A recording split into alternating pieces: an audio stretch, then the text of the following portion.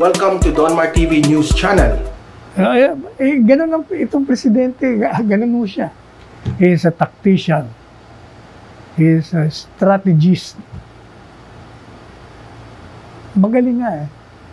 Kaya nayayamot itong mga oposisyon eh.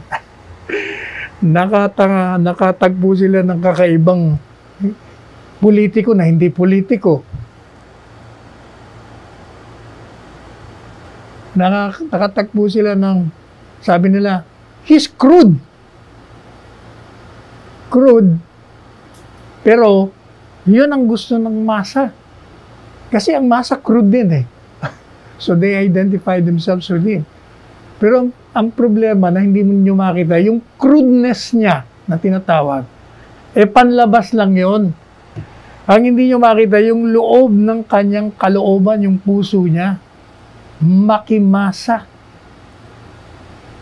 Ayaw niya ng mga illegality, irregularity, criminality. Ayaw niya ng oppression.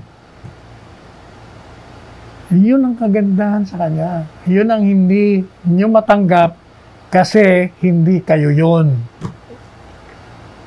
Ngayon, dapat ma-realize nyo na kung bakit itong presidenteng ito mulat sa poll ang taas ng approval and trust rating. Matatapos ng termino, 91%, lalo pang tumaas.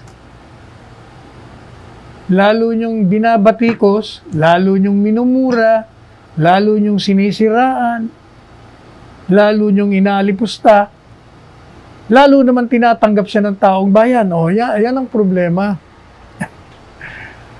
Kaya, nung nilunsad natin yung ideya na si Mayor Sara ang tamang-tamang maging presidente at si Presidente Duterte naman ay maging busy, hindi kayo maka-imik. Masyado kayong na-shock. You're too stunned to react. Kasi, sabi nga ng isang dating kongresistang bumisita sa atin kahapon, na-excite siya. Sabi niya, that is the most ideal team. That is unbeatable. Gaya na sinasabi natin. Talagang unbeatable. Pero, ayaw ho talaga ng dalawa. Yun ang katotohanan naman dyan. Talagang sincere sila doon. The way the president was sincere in not wanting to be president when we initially asked him to consider running for president. Hanggang 10 taon nga natin kinukulit. Talaga namang ayaw eh. Kasi alam niya naman talagang mahirap maging presidente. It doesn't pay. If you're honest. It pays a lot if you're corrupt. Yan ang katotohanan dyan. It's a gold mine. Pero kung hindi ka corrupt, talagang hindi para sa iyo yan. It's a thankless job.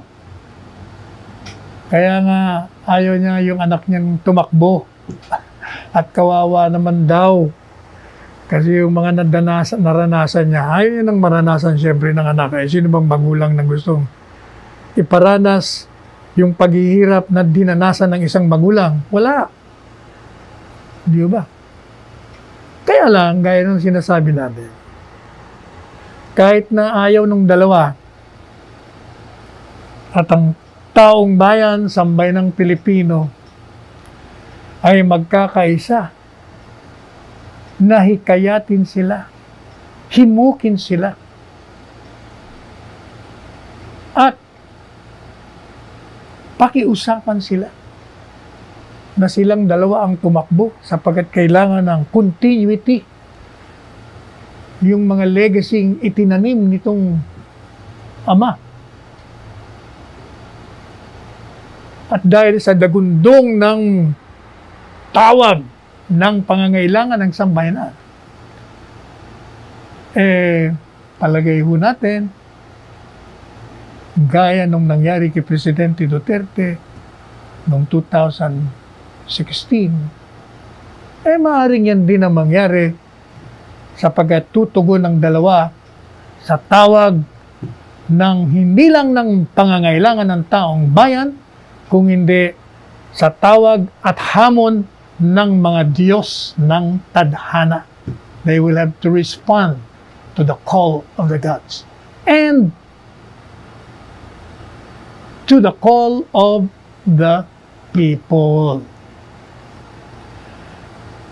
Kaya sabi nga natin, que sera, sera, what will be, will be. O, yun. Tingnan natin.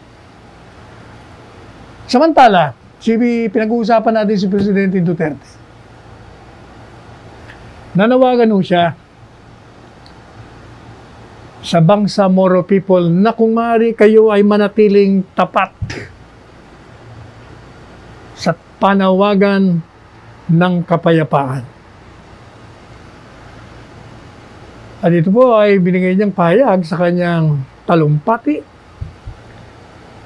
sa pagdiriwang ng pangalawang taon ng Bangsa Autonomous Region in Muslim Mindanao. Sabi po ni Presidente, I'm deeply and indeed pleased as well as happy that in the past 2 years we have strengthened the collaboration between the national government and the Bangsamoro government. Sabi niya, tutuwa raw po siya ng lubusan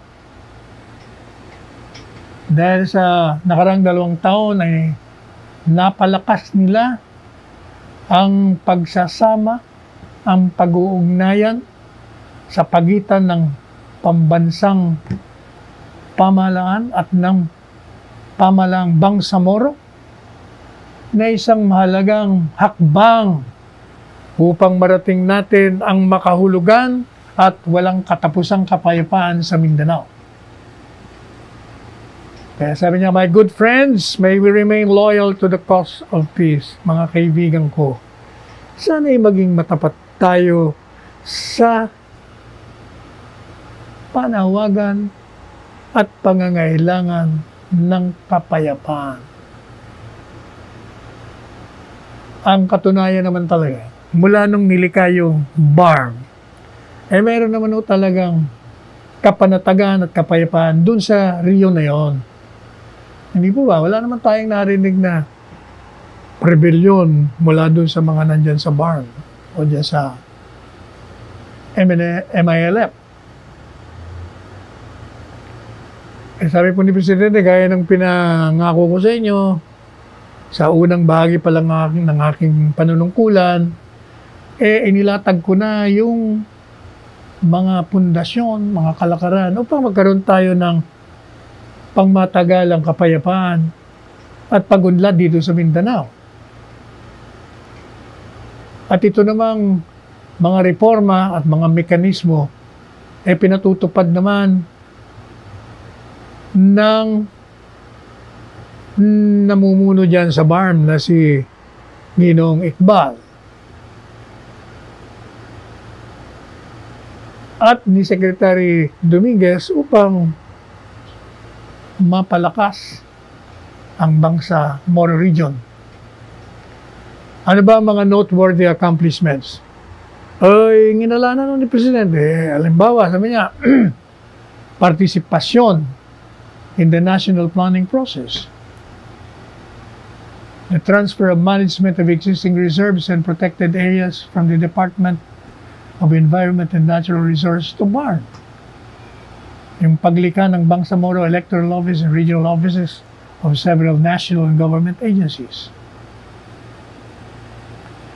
Kaya umasa kayo, sabi ni Presidente sa kanyang talumpati, na itong administrasyon ay mananatili na determinado at committed na suportahan yung inyong self-determination, uphold yung mga karapatang pangtao for your advancement bilang Sambayanang Bangsamoro.